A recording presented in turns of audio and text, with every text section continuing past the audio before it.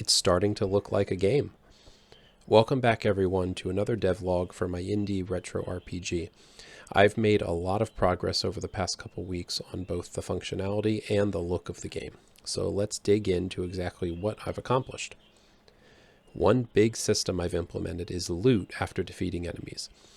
The two main design decisions I had to make here were how that loot would be collected and how much loot we'll be able to drop. In terms of how loot drops, in the retro RPGs I'm styling this game after, loot is automatically added to your inventory after you defeat enemies. I toyed with doing that system as well, both because it keeps the style of the old RPGs, but also it's just a lot easier to implement since there's no real loot UI. However, it didn't really jive well with the grid-based inventory system that I've got. So I decided to expand that grid into the loot system as well. So now when you defeat enemies and they drop loot, you're presented with the loot grid where you can click on items and bring them over into your inventory.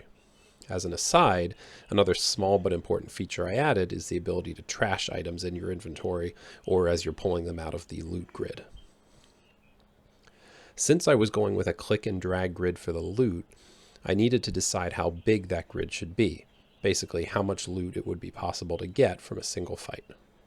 One of the core principles I have for this game is I want loot to be meaningful. I don't want it to be a Diablo-style loot fest where items are constantly dropping and you're constantly equipping them and switching out gear and they don't really mean anything. Instead, I want to go for that old school EverQuest style where items will be powerful, they'll be rare, and you won't frequently be changing them out. So when you see an item drop, you'll be excited about it. So in that vein, I decided to limit loot to be pretty small. So the largest battle you'll fight will be 3 enemies at a time.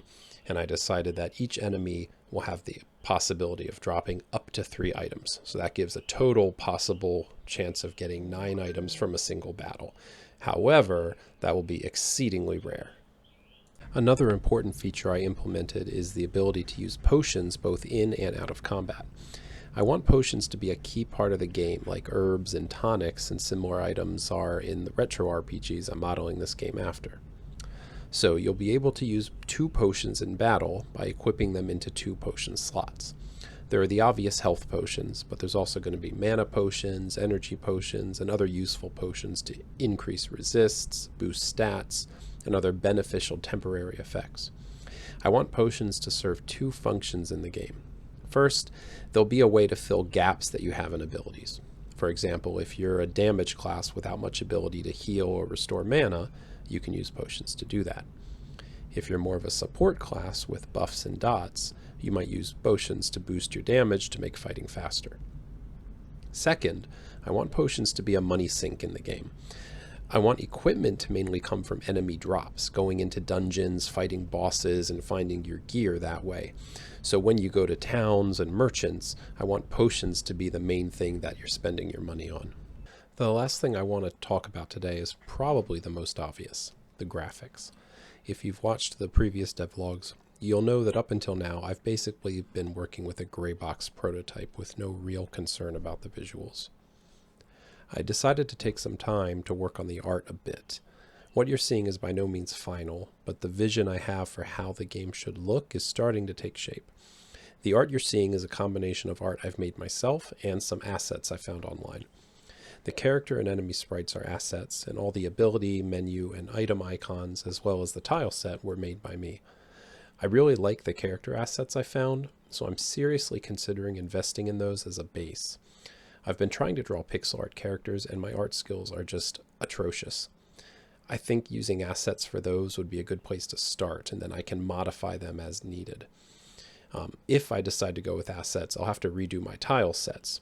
I'd been working with a darker color palette, so I want something a bit lighter for the tile sets so they match the brighter palette of the character sprites. Anyway, let me know what you think about the graphics in the comments. They'll be a work in progress that I'll iterate on throughout development. Alright, that covers the main things I've done lately.